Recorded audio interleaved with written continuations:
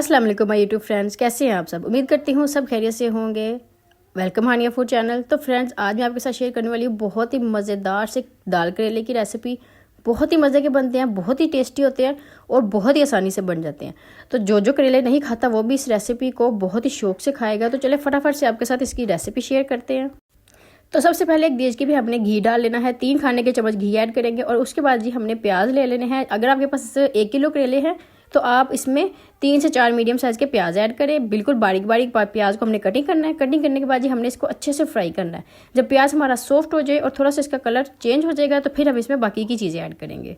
तो ये देखिए फ्रेंड्स जी, यहाँ पे जो है प्याज का कलर चेंज हो गया है। तो अब हमने क्या करना है जी, हमने इसमें ऐड कर देनी है कटी हुई हरी मिर्चें।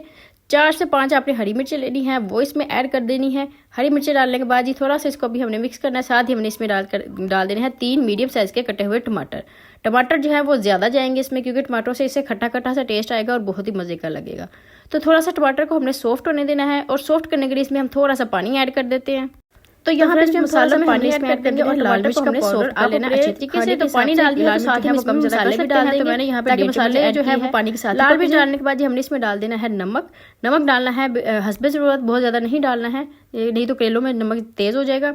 तो साथ में मैंने इसमें डाल दी है हल्दी, आधा चम्मच मैंने हल्दी डाली है। हल्दी डालने के बाद हमने 1 चम्मच पिसा हुआ इसमें सूखा धनिया डालना है।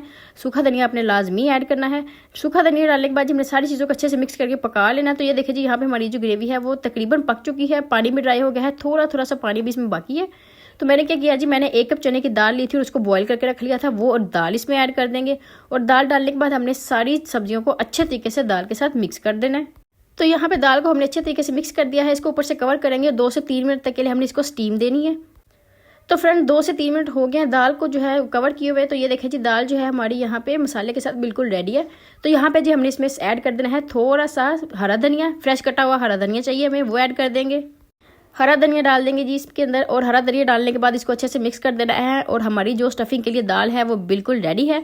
तो यहाँ पे सबसे पहले हरा धनिया को करते हैं मिक्स। धनिया को आपने धो के यूज़ करना है, बिल्कुल भी साफ़ सुथरा धनिया होना चाहिए। तो यहाँ पे धनिया ऐड कर दिया है जी, इसको अच्छे से मिक्स कर देंगे। और हमारी जो दाल मसाला है स्टफिंग के लिए बिल्कुल रेडी है। तो इसको आपने थोड़ा सा ठंडा करना है। ठंडा करने के बाद आपने इसको करेले के अंदर भरना है। अगर आप गरम गरम भरेंगे तो जो है आपके हाथ जलने का खतरा है, तो इसलिए इसको थोड़ा सा ठंडा होने देंगे। तो यहाँ पे इसको अच्छे से मिक्स कर देंगे और 5 से 10 मिनट के लिए हम पंखे के नीचे छोड़ देंगे ताकि ये अच्छे से ठंडा हो जाए। तो फ्रेंड्स, यहाँ पे हमने करेले ले लिए थे जी। करेलों को हमने अच्छे से ऊपर से रगड़ लिया था, इसका छिलका उतार लिया था। और उतारने के बाद इसको एक बीज में से कट लगाया हमने इस तरीके से और इसके अंदर से सारे बीज निकाल लिए। एक बीज अभी भी रह गया था, इसको भी मैं निकाल देती हूँ। सारे के सारे बीज निकाल के करेलों को अपने अंदर से खाली कर देना है। और आपने करेले जो है उसको छीलने से पहले वॉश करना है। छीलने के बाद आप करेले को कभी भी वॉश मत करें, नहीं तो आपके करेले जो है वो कड़वे ही रहेंगे, उसकी कड़वाहट कभी खत्म नहीं होगी। और साथ ही साथ आपने करेले को नमक नहीं लगाना। जो लोग करेले को नमक लगा के उसकी कड़वाहट खत्म करने की कोशिश करते हैं बहुत बड़ी गलती करते हैं। ना तो करेले को पानी लगाते हैं ना ही नमक लगाते हैं। तो इस तरीके से आपने करेले को खोल लेना है और खोलने के बाद इसके अंदर जो है जो हमने दाल और मसाला बनाया था उसकी स्टफिंग कर लेनी है। तो इस तरीके से आपने खाना खाने वाला चम्मच लेना है, उसकी मदद से जो है आपने इसके अंदर स्टफिंग कर लेनी है। ये करेला बहुत हार्ड था तो ये खुल ही नहीं रहा था मुझसे, तो बड़ी मुश्किल से मैंने इसको खोल के इसके अंदर जो है दाल की और मसाले की स्टफिंग की। इस तरीके से आपने करेले को भरना है और करेले को इतना फुल नहीं भरना कि जो है करेला बंद करे तो उसके अंदर से सारी की सारी दाल बाहर आए।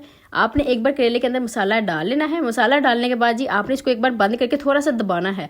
जो जितना भी एक्स्ट्रा मसाला होगा ना वो करेले के मुंह पे आ जाएगा। तो ये देखिए करेला बहुत हार्ड था और ये खुल ही नहीं रहा था। तो खैर मैंने इसकी स्टफिंग कर दी है। तो इसको एक बार आप दबाएंगे तो जो भी एक्स्ट्रा दाल होगी इस तरीके से ऊपर आ जाएगी। तो आप हाथ से इसको साफ कर लीजिएगा, उंगली से अच्छी तरीके से दाल को नीचे दबा दें। अगर बाहर आएगी दाल तो फिर जब आप करेले को फ्राई करेंगे तो वो दाल जो है वो गल जाएगी। तो फिर हमने एक नलकी ले लेनी है। नलकी के धागा जो है अपने साफ सुथरी नलकी लेनी है। नलकी जो है वो गंदी ना हो, नीचे गिरी हुई ना हो। तो यहाँ पे जी हमने धागा पकड़ना है और इस तरीके से हमने इसके ऊपर लपेट के तो करेले का जो मुंह है उसको बंद कर लेना है। ये धागा लपेटने से ये होगा कि जब हम करेला फ्राई करेंगे तो करेला खुलेगा नहीं और इसके अंदर से जो दाल है वो बाहर नहीं निकलेगी। जो दाल करेले के अंदर पकेगी उसका टेस्ट ही बहुत अलग और बहुत मज़े का होगा।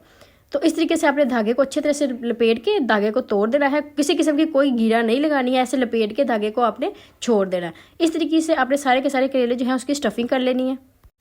तो फ्रेंड्स ये देखिए जी, माशाल्लाह से हमने सारे के सारे करेले जो है उनकी स्टफिंग कर ली है। सारे करेले रेडी हैं। तो चलें अब करेले जो है उनको फ्राई करने की तरफ चलते हैं।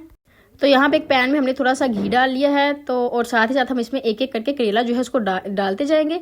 तो घी को बहुत ज़्यादा गर्म नहीं करना है, नॉर्मल सा गर्म करना है। और आपने करेले जो है इनको डीप फ्राई बिल्कुल नहीं करना। डीप फ्राई करने से करेले के अंदर बहुत सारा घी चला जाता है जो बाहर नहीं निकलता, घी या ऑयल जिसमें भी आप फ्राई करते हैं। तो आप इसको थोड़ा घी डाल के फ्राई करेंगे, करेले भी बड़े अच्छे तरीके से फ्राई होंगे और इसमें जो ऑयल है वो भी बिल्कुल नहीं होगा। तो इस तरीके से करेले आपने इसमें डाल देने हैं और बिल्कुल लो टू फ्लेम पे ना आपने इसको फ्राई करना है, मीडियम आग नहीं रखनी है। करेला जो है वो अच्छे तरीके से गल भी जाएगा और पक भी जाएगा और इसकी कड़वाहट जो है वो भी बिल्कुल खत्म हो जाएगी। तो सारे करेले आपने इसमें डाल देने हैं और इनको अच्छे तरीके से फ्राई करना है दोनों साइडों से।